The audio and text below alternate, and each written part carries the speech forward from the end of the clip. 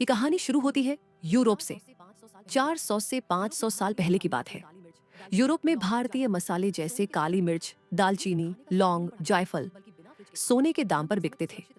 ये सिर्फ खाने का स्वाद ही नहीं बढ़ाते थे, बल्कि बिना फ्रिज के खाने को लंबे समय तक सुरक्षित रखने का भी काम करते थे।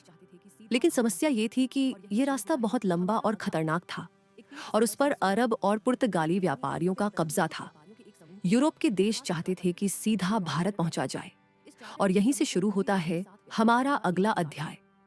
31 दिसंबर सन 1600 ब्रिटेन की रानी एलिजाबेथ प्रथम ने कुछ व्यापारियों के एक समूह को एक खास अधिकार पत्र दिया, जिसे रॉयल चार्टर कहा गया। इस चार्टर ने इस समूह को पूर्वी देशों के साथ व्यापार करने का एकाधिकार दे दिया, और इस तरह पैदा हुई द ईस्ट इंडिया कंपनी। इस कंपनी का पहला जहाज हेक्टर 1608 में भारत के सूरत बंदरगाह पर पहुंचा। कैप्टन विलियम हॉकिंस मुगल बादशाह जहांगीर के दरबार में पहुंचा।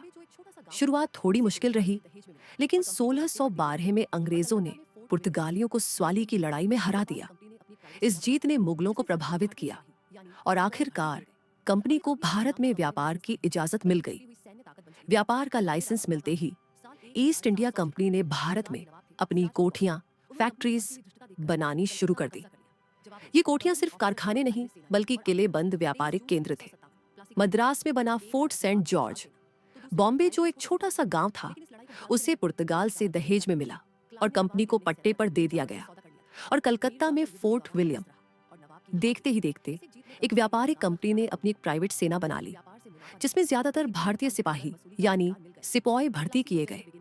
अब यह कंपनी सिर्फ मुनाफा कमाने वाली संस्था नहीं, बल्कि एक छुपी हुई सैन्य ताकत बन चुकी थी। और फिर आया वो मौका। साल 1756 बंगाल के नवाब थे सिराज उद दौला। उन्होंने कंपनी की बढ़ती हुई धृष्टता देखकर कलकत्ता पर कब्जा कर लिया।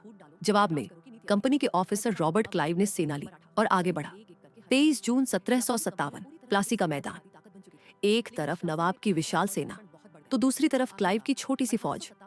लेकिन इस लड़ाई को हथियारों से नहीं, बल्कि चालाकी से जीता गया। क्लाइव ने नवाब के अपने ही सेनापति मीर जाफर से सौदा कर लिया था। मीर जाफर युद्ध के दौरान तटस्थ रहा और नवाब की हार हुई। इस एक जीत ने कंपनी के लिए बंगाल का खजाना खोल दिया।